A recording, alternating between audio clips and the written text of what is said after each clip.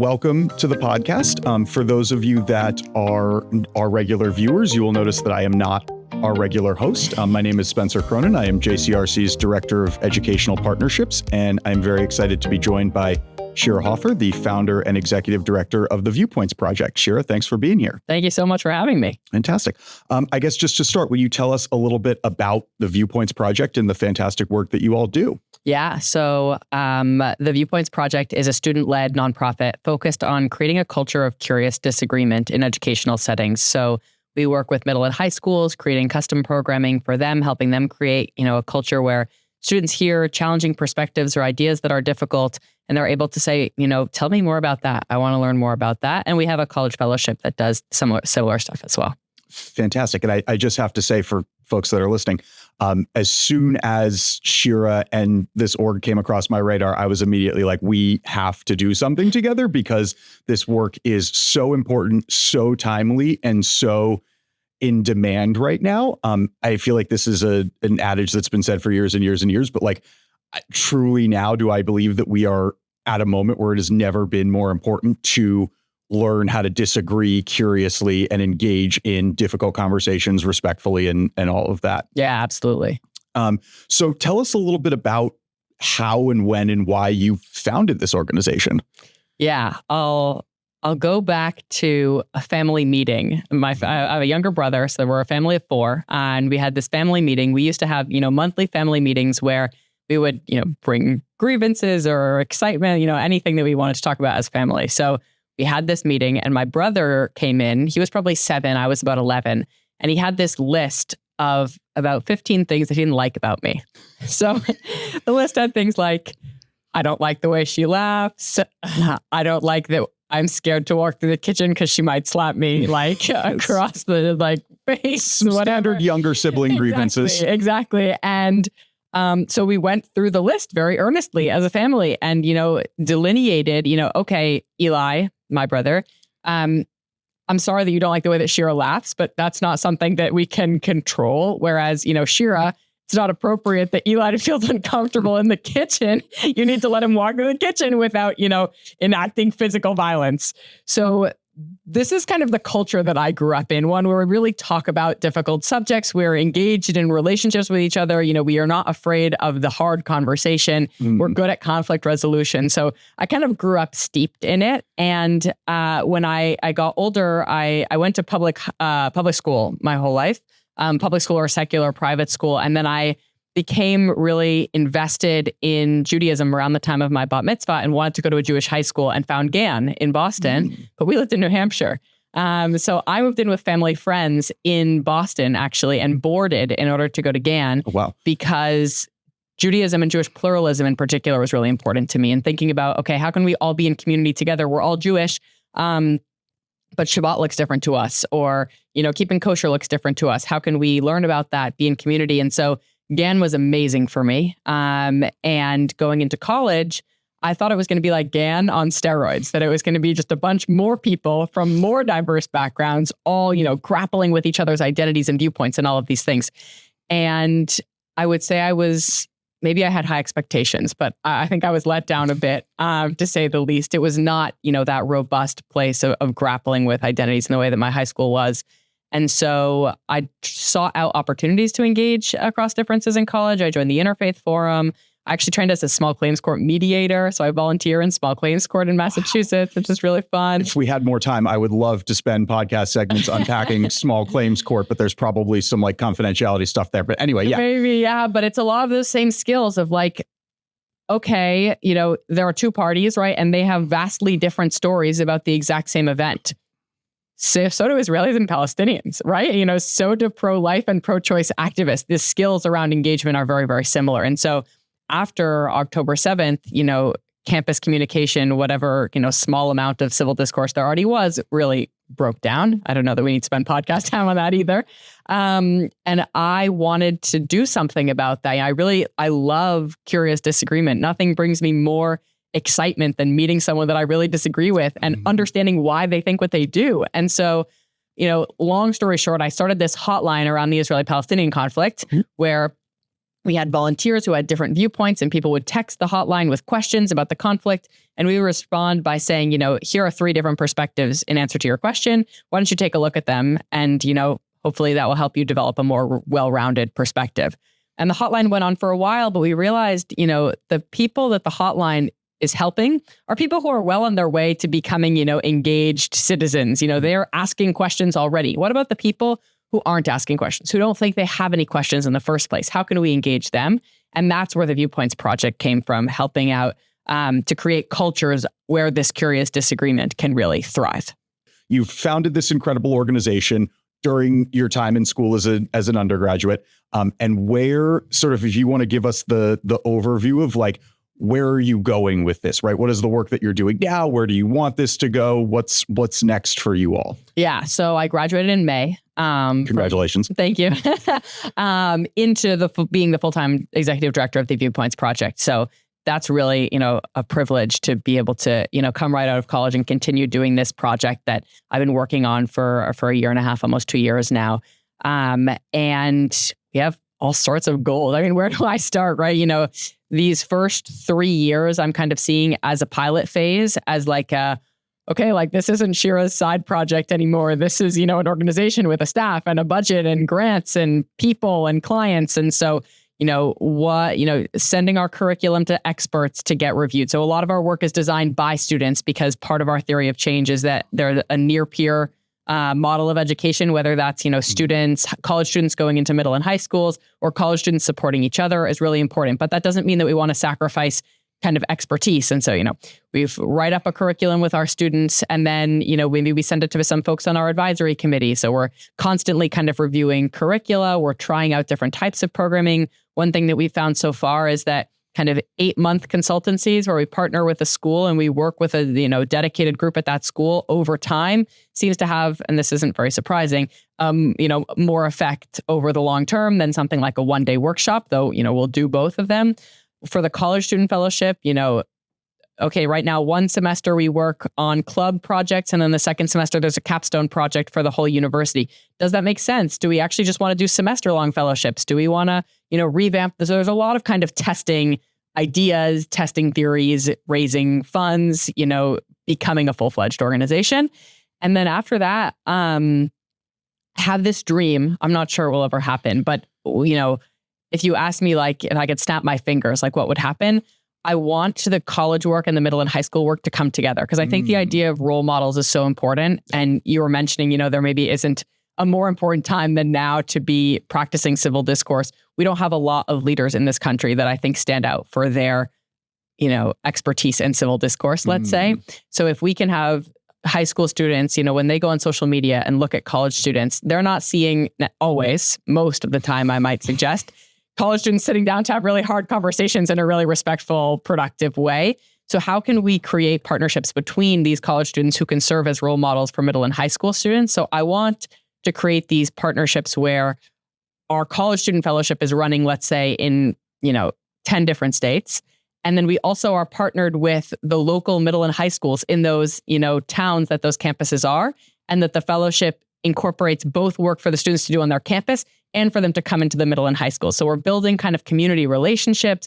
We're creating role models. We're, affecting a lot, like more of the generation, I suppose. I think, there's benefits of working with middle schoolers and college students and bringing that together, like to create ecosystems, I suppose, where people are learning from each other and teaching these skills. That's like my pipe dream for the organization. I think you've really hit on something that's so important, which is the power of peer-to-peer influence, or that influence of like slightly older. I'm not even going to say intergenerational, because I think that that's too far. Yeah. But, I'm thinking back to when I was in, middle school, high school, whatever, people that were 2 years older than me felt like, oh my gosh, here are these people that have it so much together. Like, I can't even imagine, a middle schooler talking to a college student. Like, they're going to absorb that and give it so much more weight and value than something that is told to them by a parent or an educator or a grandparent. And, we know that for whatever reason,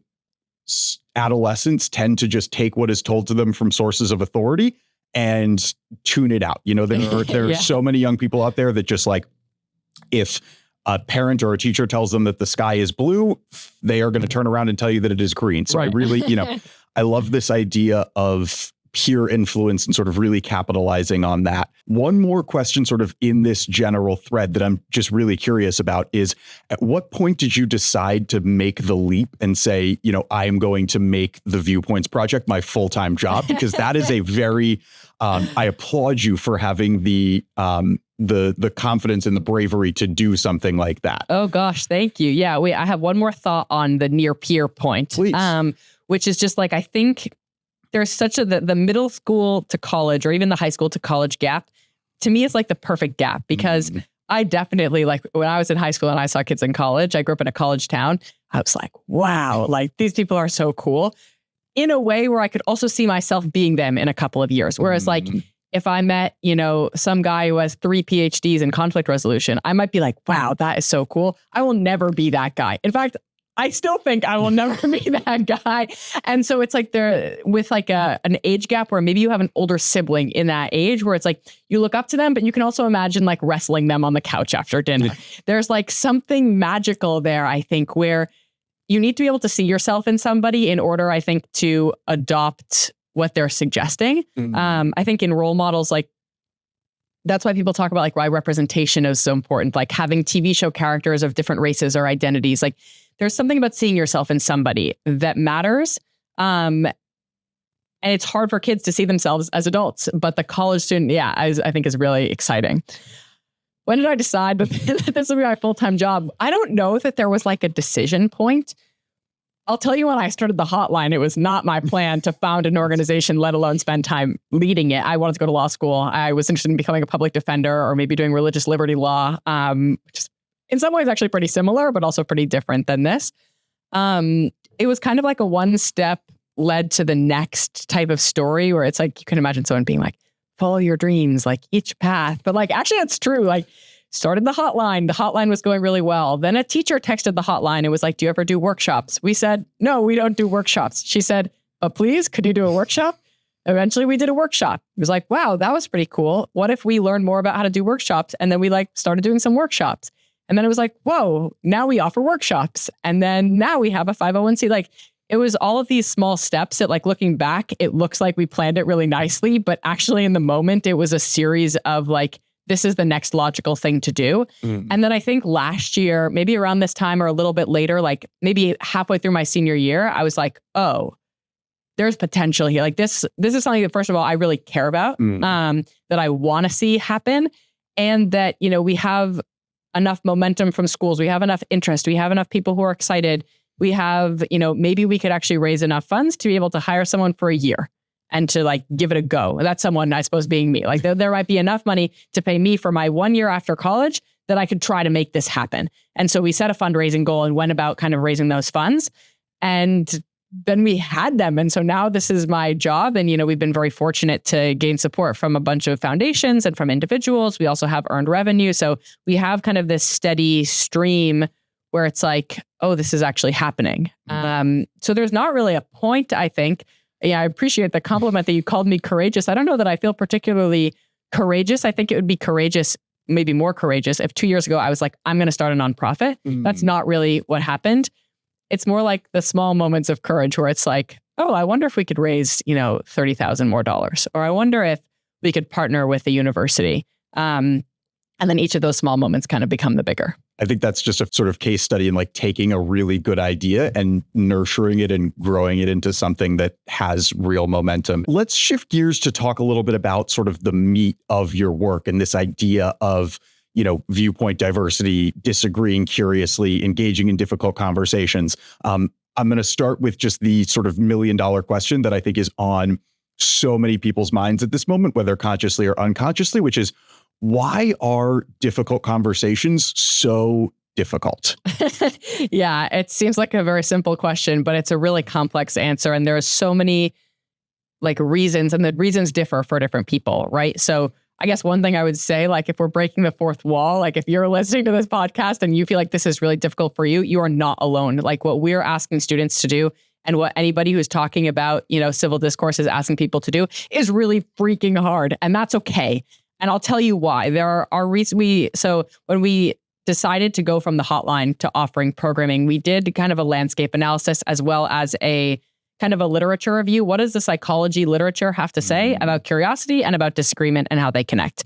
And we discovered that there are kind of four, I don't know about discovered, let's put it differently. Like we learned that there are four kind of reasons, four broad category reasons for why curious disagreement is so hard. The first is like neurological reasons. These are reasons that you have absolutely no control over, like your brain, unless you're a neuroscientist or a neuro something, like you don't really know what's happening in your brain. I have really little idea what's happening in my brain. Same. But I know there are things that are happening that I can't control. You know, the synapse is this and the dendrites this. This is like junior year biology, right? But like all these connections are happening and thoughts are forming and emotions and identities. And a lot of it we don't actually have a lot of control over, but there are systems that are created for like biological advantage. So one of them is that we try and fit things when we see them into like the most digestible blocks or the most familiar categories so that we can categorize them or file them away in our brain so that we can understand the world around us. This makes a lot of sense. If we weren't able to do that, we would be really dysfunctional. Like when you sat down in that chair, I imagine you didn't like look at it funny and be like, is that a chair? Like it's blue. I'm used to chairs that are black. Like, no, you were like, that looks enough like a chair that I'll sit in it. This is like a process called heuristics that occurs when we see almost everything in the world. And it's really beneficial. If you had to check every single thing to confirm what it was before you used it, you wouldn't be a functional human being. The problem is we take that process and we apply it to things that it doesn't apply to. So we might see a person and we might notice, you know, this is what they're wearing. This is how tall they are. This is the color of their skin. You know, maybe they're wearing some religious garb. And so we categorize them just like we categorize everything else, except that humans don't fit in categories like chairs. And so we have to actively work against this process of categorization, which is biologically advantageous and that we've been trained to do since we were born, in order to challenge ourselves to say, okay, this person looks this way, but I'm not going to assume this about them. I'm actually going to ask them, or I'm going to wonder about it. So these are neurological and also kind of going into that second category of cognitive processes that get in the way that we have a very hard time. We maybe can't even control the underlying process. We can build skills to try and work around it, but it's like something that's built into who we are and how we function. Another one that's interesting is like we don't like to learn information that challenges the way that we think. This is like a common thing that people know.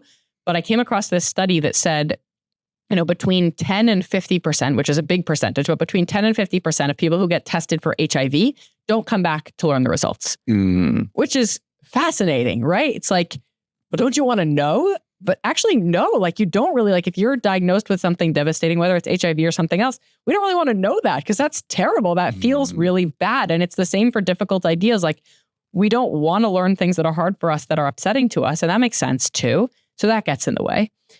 And then there's like the second, so if we put like neurological and cognitive together, the second two are like social and moral. So we want to feel like we belong. We want to be in a group of people that feel like our friends, feel like people we're comfortable with. That is also advantageous biologically. It's also fun and comfortable.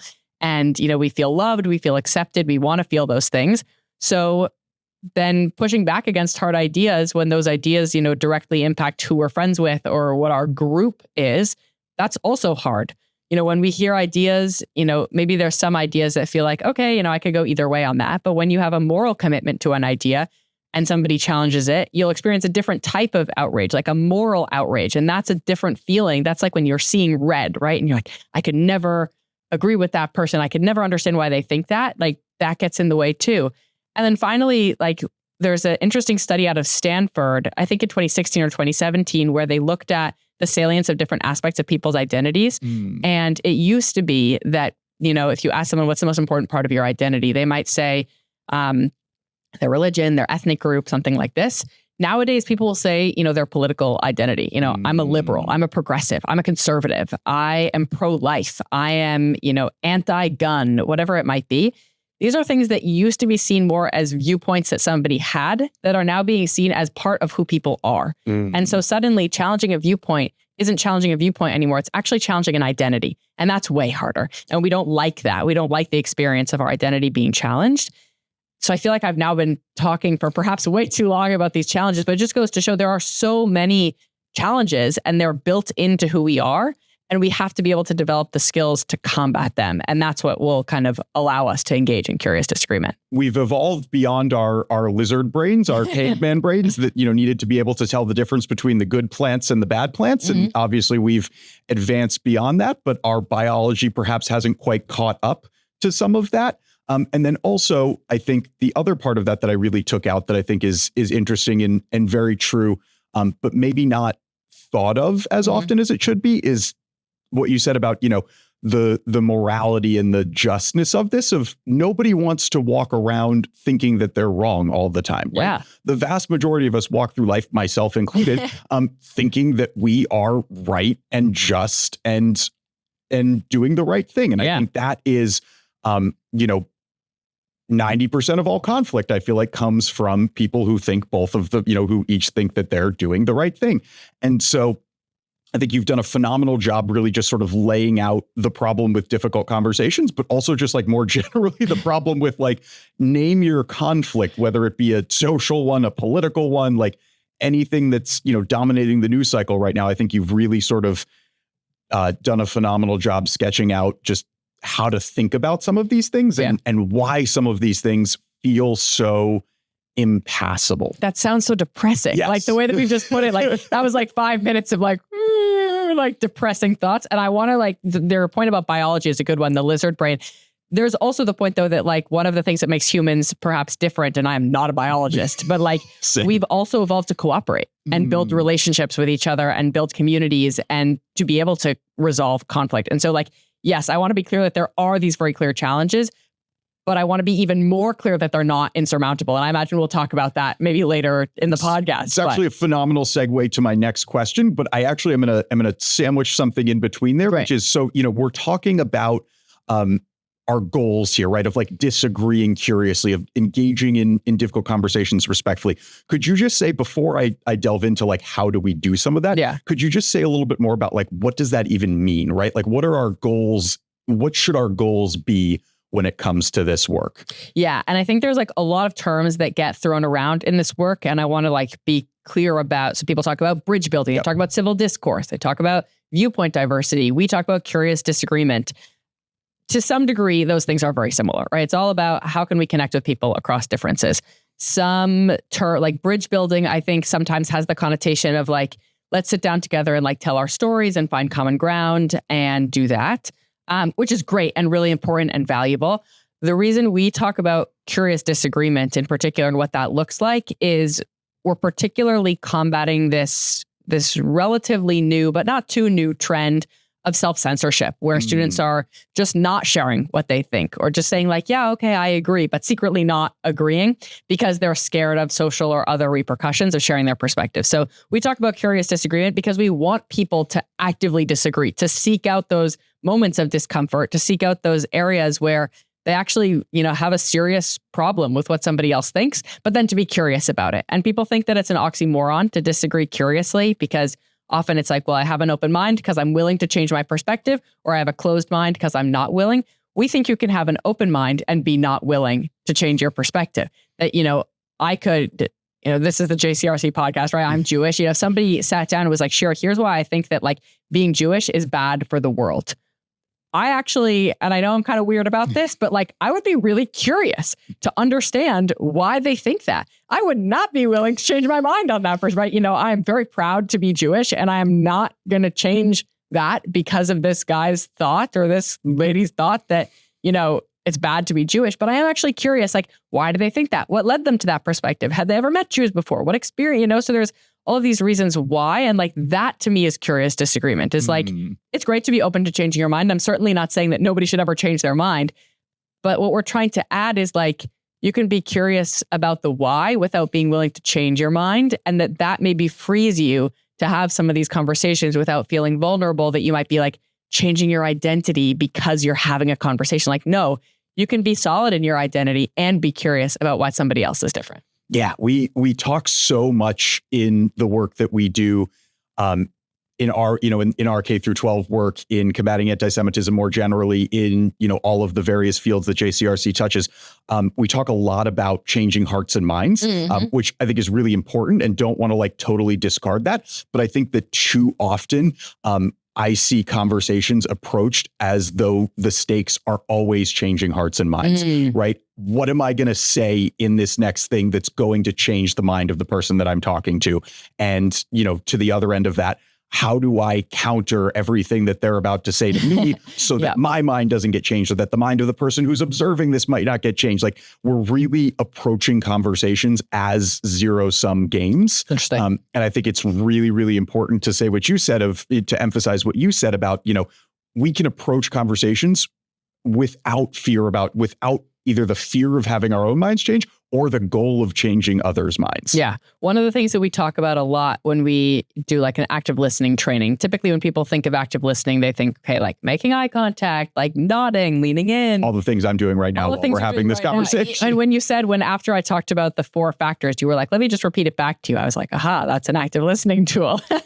But one of the things that we talk about first that usually throws people off a little bit, I think the first step to active listening is knowing the goal of the conversation. And that goal could be debate. Like, it could be, I am trying to change your mind right now. And the Viewpoints Project doesn't think that's bad. There's certainly, a time and a place where you go into a conversation. You're an activist, you're a parent, you're, a concerned friend, and you go up and you're like, I want to change your mind and I'm going to work really hard to do it. That's awesome. We need that in the world.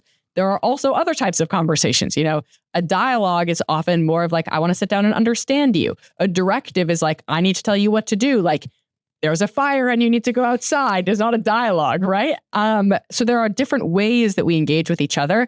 And one thing we often forget to do is kind of check in with ourselves or with the other person before we start talking to say, what are we doing right now? And often a lot of the, like, when conversations turn sour, when they become fights, often it's because you're misaligned on the goal. That one person thinks it's a dialogue and one person thinks it's a debate. And then the person who thinks it's a dialogue gets attacked. And they're like, wait a minute, I thought we were having a dialogue. But typically they don't say, wait, I thought we were having a dialogue. They go on the defensive and now suddenly you're yelling at each other. And so I think changing hearts and minds is a great goal. Sometimes, if we're combating hate, we want to change people's hearts and minds so that they're not hateful. But also maybe sometimes we want to understand where that, what we're calling hate is coming from. And maybe they don't see it as hate. And so what can we learn from their perspective? And maybe we want to ultimately change their mind. So maybe like there's a little bit of, we need to do some dialogue before we change hearts and minds. And sometimes it's just nice to sit down and understand someone. And like, I'm hearing myself a little bit and sounding a little bit kumbaya-ish, which I really don't want to, because I happen to be someone who loves this type of thing. Somebody who doesn't love it is probably like, I don't want to do that. Why would I want to sit down and understand this person? Happy to like share all sorts of reasons why, data suggests that this is actually really beneficial, even if you don't like it. But just to emphasize it, like, changing minds isn't bad and it's not good. It's like, it's not bad or good. It's a different tool for a different setting. And like, we do different things at different times, and we should be aware of the types of conversations that we're having in each moment. Absolutely. And to tie this again a little bit back to our work, especially around combating anti-Semitism, I want to pull out a piece of what you said there with this idea about, combating hate and wanting to change hearts and minds. And this idea that I would venture a guess that the vast majority of what we consider hate, whether we're talking about anti-Semitism, whether we're talking about another form of oppression, is not considered by the people who are perpetrating it or advancing it to be hate. Right. There is a small group of people, and we should not be discounting that group, is paying significant attention to that group of people who are actively acknowledging and saying, yes, we're perpetrating hate, and we think that's a good thing. Right. But that is not the case of the vast majority of what we're talking about. So how does that change our approach to what we're doing? But we've gone so far down a rabbit hole that I think is incredibly important, incredibly interesting. But I do kind of want to take us back to where we started a few minutes ago, which is just some skills for engaging in some of this work, right? What are some tangible things that I can do, that people listening to this can do, to engage in some of these difficult conversations productively? Yeah. It's like, oh, I wish we had like 3 hours, right? One that to me was like a big light bulb moment that I really like to share is the difference between do you think and don't you think, which is something that we're typically not so attuned to. Most of us aren't picking our words, carefully 100% of the time, which makes sense. That would be kind of crazy. But one moment where I would suggest, having a little bit of mindfulness about what you're saying and how you're saying it is important is when you're asking questions, especially when it feels like the topic is maybe a little tense.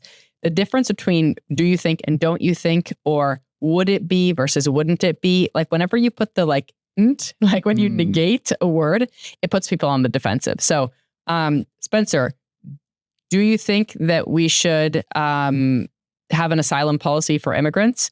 Versus like, Spencer, don't you think that we should have an asylum policy for immigrants? I said those both in the same tone. Tone certainly matters, but I intentionally said that in the same tone.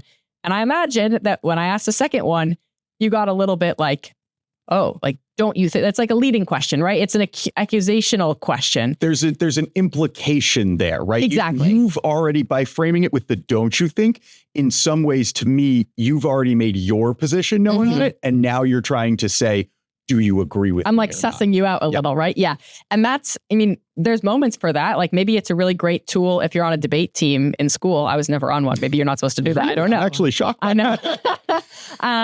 But that's like people say, don't you think, usually when they start to get a little mad. And it's magical what you can do if you reframe it. Or like, should we allow people to, open carry guns? Shouldn't we allow people to again, like a really different tenor. So one like immediate tool, like you could take it right now and you can start paying attention. And I'm sure you'll notice times when you're saying shouldn't, when you mean should or something. Is paying attention to how you're asking questions in that way. That's like, I don't know, when I heard that, it was in the mediation training, actually, I was like, whoa, like I never thought of it that way. And then I started paying attention and I realized I do it all the time. And so now I try to be very, very careful. And it can be a really cool way of opening conversations when they're starting to get combative, is to remember that and like take down the temperature a little bit and ask kind of an open-ended question. So that's like my favorite trick because I think it's really applicable and really easy. I mean, it's not easy. Sometimes it's really hard, but it's like you're not asking anyone to do rocket science. Yes, it's a very tangible sort of thing that you can do. And I love that over I'm not saying that deep breathing is bad, but one of the ones, that just like, take a deep breath. I personally really struggle with that. Like when I'm in a difficult conversation and like, my brain starts firing at fight or flight speeds and like I'm shaking and all, struggling to form, sort of tunnel vision thoughts. The just like stop and take a deep breath doesn't always work for me. Like, and I know that that's not the case for everyone, but I love that idea of just something a little bit more sort of tangible you can do in the way that you're already engaging in conversation. Yeah, absolutely. Yeah, I really like that one. I mean, taking a deep breath is good too. Sure. I'm not it doesn't work. I'm just saying it's not always working for me. And it can be really awkward too. Like it's a mediation trick actually as a mediator. Like if two parties are, yelling at each other and then they stop yelling and they look at you and you go like this. And you say nothing. And so you just like jumped a little because you felt awkward. Like it's awkward when people sit in silence. So like it can feel really awkward to take a deep breath. There's silence in the conversation and everyone feels awkward. So I definitely hear you on the taking a deep breath. Another one that I like is like you can pause the conversation in a sense where you're not actually pausing, where you say, okay, wait, like we've been throwing around a ton of ideas. Let me just recap to you what I feel like we've already said or what I've heard you say. And so the person isn't going to feel like you're shutting down the conversation because ostensibly you're not, like you're still talking. But what you're doing is you're like cutting off, like if things are like speeding uphill, like you're cutting off the ascent and you're just like establishing where you've been and nothing like, because nothing new is being said, there's a lower risk that something inflammatory will be said. You're kind of clarifying to each other that you've actually understood so far what's been going on. Because what a lot of people want is to be heard, right? So if we can say, before we keep going, like, let me just reiterate to you the argument that you've made to me. I'm not saying I agree with it, but let me just make sure I understand it. And then you repeat it back. They're probably going to be like, wow, like, that's awesome. She was really listening to me. And like, that also gives them the opportunity to clarify if you missed something. But it's just like, it's a pause. Yeah. And then maybe like, you're probably not yelling anymore when you're just reiterating. And so it can be like a natural way, instead of saying, okay, let's actually take 5 minutes and come back to it, which can be like a really strange thing to do. Also cool, but like sometimes strange. To continue talking to the person and engaging in the issue, but in a way that's not going to keep the heat rising. That's another kind of tangible trick that you could try. Yeah, I think, when I think back to whether it's arguments that I've witnessed, arguments that I've had, like the ones that have gotten really heated and charged, and it almost sounds like you've kind of been talking about conversations as though you're physically mapping them out. Sure. And I actually really like and appreciate that as someone who is a very visual person and likes visual tools. Sometimes if I think about like arguments. And if I were to sort of draw them out as maps, they're not linear lines in conversations, right? Yeah. They go off on tangents and they go in different directions. And, when someone starts talking about one thing, you might pick up on a small piece of what they said and use that as the core of your argument so you can continue to disagree with them. Right. Like, arguments to me are the types of conversations, the types of engaging with each other that make the least amount of sense if you really slow down and unpack them. Yeah, it's interesting. If you sort of follow the threads of the conversation, like if you were to read the transcript of an argument, I think it gets, that is going to make not a lot of sense. Sure. So I really appreciate, again, what you said about this idea of just spending some time organizing. We organize our conversations a little bit more, which is kind of an interesting thing to think about, but something that I really, really like. Yeah, it's cool. Organizing our conversations. I want to give you an opportunity to talk a little bit about just some of the work that you all have done, where you've had a chance to sort of put some of this into practice, and where you've seen some, interesting success and results. Yeah, the one that first comes to mind is we just launched our inaugural college fellowship.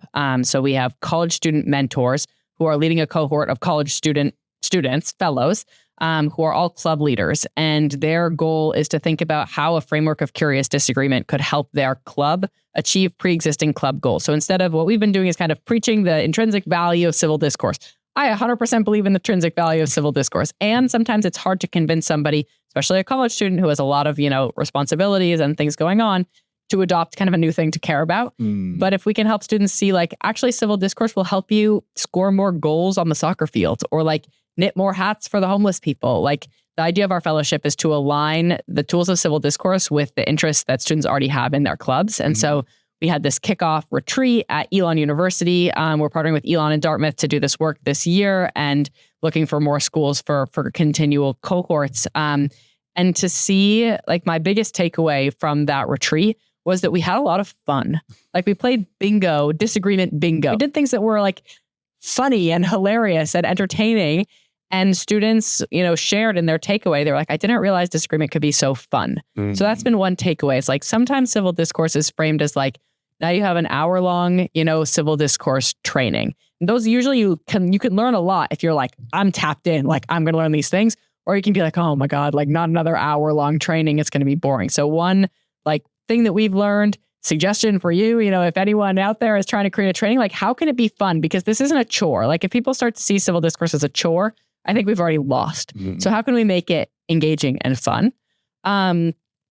Another cool project that we worked with an independent middle school, and we worked with, they put together a group of teachers who were kind of interested in spearheading a culture shift toward curiosity. And so we worked with them, we ran trainings for them, but mostly we worked to kind of empower them to think about what is the mission of their school? How does curious disagreement fit into that mission? And then they know their students way better than us. We never want to go into a school pretending that we know anything better than the teachers with regard to the school, because we don't. That would be silly.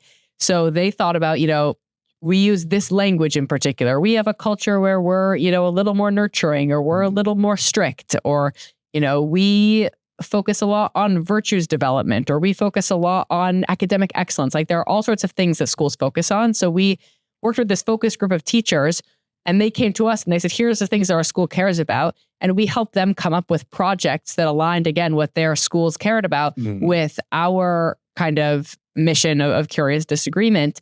And then they went out after the 8 months. So we worked together and implemented that. They worked in groups of 3, or in 3 groups. So each group had a project. And then this academic year, because this was last year, so this academic year, they're implementing these projects that we were able to create together. So in some sense, we're trying to work ourselves out of a job. We would much prefer, and we found it very successful. It was engaging. It was fun. And the teachers, I think, felt well prepared then for the next year to implement their own projects instead of, if we come in and do an assembly about active listening, that's great, but there's not a lot of follow through. So another thing that we've learned is we love working with teachers who can, knowing the culture of their school better than we do, create interventions that will work better than anything that we could have ever come up with.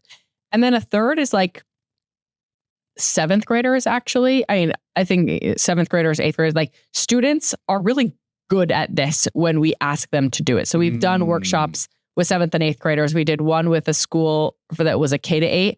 was like, they're working on their transition to 9th grade. And so we talked about like, how can active listening help us make friends? Or we're working with this advisory council of high school students right now at a different school and helping them think about, how can they, they're a student advisory council. They're students, they're near peer leaders in their school. So what can they take that will fit the culture of their, downtown New York school? So watching the students, when they're not in those videos that you see on the internet of them screaming at each other, when they're actually sitting there like relaxed and you say, why is curious disagreement important? Or, what does active listening look like to you? Students have amazing answers. Like I'm consistently, this is my third takeaway maybe, is I'm blown out of the water every time I work with regular, individual students. That they get it and they haven't been in these environments yet, like on college campuses where it's being shut down as much. Like there's a lot of organic kind of like raw interest. And if we can equip them to like channel that interest into real skills or real projects that they can come up with to inspire their peers to become better at this, like I think we're doing great. Yeah. And I love that idea of just like creating an environment where students can, a safe and brave environment where students can sort of flex those muscles, because tying back to what you said towards the very beginning, I have this written down in starred. This, I think, again, not to use the cliche over and over again, but now more than ever, we are living in an environment where students are afraid of putting a foot wrong, right? There is just they are hyper fixated on what their peers think of them, what the potential backlash to anything they say and do is going to be. Are they going to be recorded and put online? Are they going to be clipped? Are they going to be whatever? And so I love that. It is actually incredibly heartening to hear that when you sort of create an environment where all of that is either falls away or shielded from, or whatever metaphor you want to use, that they are very good at this, right? That it's still, that ability is still in there. And so it's more about sort of teasing that out or helping them realize that like, it is not the be all end all. And I think that idea of, right. And this idea that we're not trying to be right and wrong. We're not trying to convince each other all the time. We're not trying to be perfect is so important, both for students and, just as much for us as adults. But let's see. So, I also really love this idea of, how can curious disagreement help with whatever it is that we're doing. And I know that, you're saying you're trying to sort of coach yourselves out of a business, but I think to your point, I think you're going to be in business for a very long time because curious disagreement can help us do a lot of everything, whether that's sell computers, fix cars, combat anti-Semitism in K through 12 schools. Let's take a shot at that last one. So, our K through 12 work at JCRC is focused on cultivating environments where Jewish students feel welcome, safe, and included, and where anti-Semitism is understood, treated as unacceptable, and addressed. And so to sort of put that formula to work, put that equation to work here, how can curious disagreement help cultivate more welcoming and inclusive environments for Jewish students in K through 12 schools? I remember I went to like a public Massachusetts, elementary school. And I remember like my mom would come in around Hanukkah and like make latkes for my class, or like she would have made them at home. She would bring them in and like she would talk about latkes. And then like she was like, do you have any questions? And the kids like raise their hand, like, what's a latke made out of? Or like, how many candles are in the menorah? Like, I remember like I always felt so proud that like people were asking questions. They were curious about this. That was my mom up there, and like they're curious about who I am and like my identity. And like everybody loves talking about themselves, right? And everyone loves sharing about themselves and things that are important to them. And so like some of the highlights of like being the minority Jewish student in a classroom was when other people would ask me questions like, oh, you're missing class. Like, why? Why are you missing class? Or, how many days long is Hanukkah? Like, is there a Santa Claus for Hanukkah? Like, even these questions that are like really funny, even those funny questions of, is there a Santa Claus for Hanukkah? Like, those are questions that I, at least as a Jewish student, was excited and like proud to answer. And so if we think about what that is, that's like cultivating curiosity toward people's identities. And so I think, anti-Semitism training certainly has a place. We need to educate people, what is anti-Semitism? But I think there's a broader approach here too, which is, how can we help kids and adults, but if we're talking about kids, to be curious about each other when they see something that's different or that's surprising or that goes against what they think? How can we help them say like, what is that? Or how come you're doing this? Not, why don't you do it this way? That's that should not, shouldn't, or like do not, don't formula. But this broader goal of kind of cultivating an attitude of curiosity toward difference, whether that difference is religious difference or any other sort of difference, I think is not to be underestimated as a tool for combating anti-Semitism in particular. There is a tremendous lack of consensus as to what even constitutes anti-Semitism, right? So we spend a lot of time in the Jewish community, in K through 12 public school spaces, in all of these different spaces, disagreeing about what constitutes anti-Semitism, right? And so I think it's so interesting to apply some of what we've talked about here to some of these conversations, right? Of thinking about like, well, why is it that you do think that XYZ is anti-Semitism? Why do you not think that this is? Like, having that curious approach to some of these conversations as adults, I think is really going to serve us.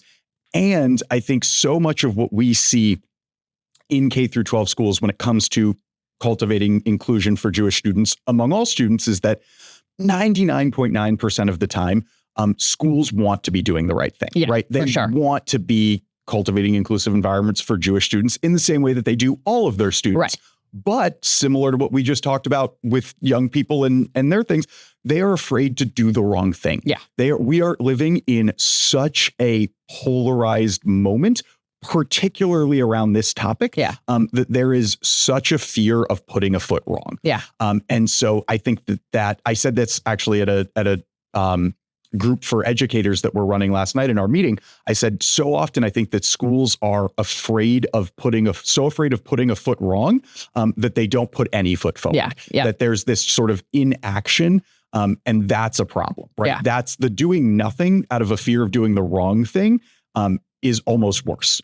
Right? And I think there are two sides, like this is a side of civil discourse that I don't know, maybe there are people who are talking about this, but I'm not aware of them, where I think there's two sides. There's the like, you should be courageous. You should feel comfortable speaking out. If you feel nervous, like take a deep breath and like go for it. And that's like all fine and good until we get to this problem that you've mentioned, which is like, well, okay. And then everybody gets really mad at you and you get ostracized and it's like, oh, shoot, like, why did I do that? I think that actually forgiveness or between Rosh Hashanah and Yom Kippur, so it's like a funny time, right? But like tshuva, right? Forgiveness, like the ability to, ask for forgiveness, to give forgiveness to others is actually maybe part of civil discourse. That, we need to be brave, but we also need to give grace. That's maybe the other side is, okay, so a school tries really hard and then a couple people are upset. And then maybe the school realizes that they, upset these people and they say, this is what I was trying to do. And I'm really sorry that I didn't do it, but here's what I was thinking.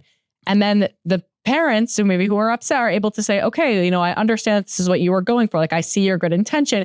Here's how maybe like there's an aspect of like, we need just as much as we need a culture of civil discourse, I suppose we also need a culture of the benefit of the doubt, of giving each other grace, of, forgiving each other for making mistakes. I think when we are so unforgiving, when we have such high standards, that only serves to make it harder to have civil discourse. And those are mutually reinforcing processes. Yeah, I think we can all sum this. This can all really be summed up in a reference to perhaps my favorite show of all time, Ted Lasso, in the scene where he's sitting there at the bar and he's talking about the Walt Whitman quote, which is be curious, not judgmental. And that is so much easier said than done, but it really does encapsulate all of what we've talked about for the last who knows how many minutes of what if we could approach something first with curiosity. Let's not even throw judgment off the table entirely because that might be too tall of an ask. Absolutely. But if curiosity could be our first response to whatever it is that we encounter, how much better off would we be? Yeah, I totally agree. Shira, I could talk to you for forever. And I think there are plenty of opportunities to continue to do so. But just want to give you one last thank you so much for coming on, but also an opportunity to plug where folks, whether they be schools, community members, anyone who might be interested in learning a little bit more about your work and potentially bringing you all in, where can they find more about you? Yeah, thank you. So we're online at viewpointsproject.org. We do middle and high school work, whether that's a one-day workshop or an 8-month consultancy. We really, customize the work. So schools, even if you're thinking, well, I like the idea, but I'm not sure how it would work, like reach out to us. College students or college administrators or faculty who are interested in the fellowship, there's information on the website there as well. And then the last thing that we do that I didn't mention, but we kind of do these custom projects like bespoke partnerships. We've worked with synagogues in the past. We worked with churches, with companies who really like this approach, but they're not in an academic space. That doesn't mean that we can't work together. So I would say, even if you just want to say hi, like reach out to us. We're pretty easy to find. And we'd love to, connect with anybody who's interested. It's almost as if disagreeing curiously can benefit you no matter who you are or what you do. I think that's exactly right. So unfortunately for you, I think you're going to be in business for a very long time. So Shira, thank you so much again for coming on the podcast. Thanks to you all who are watching and listening. And we'll see you next time. Yeah, thank you so much.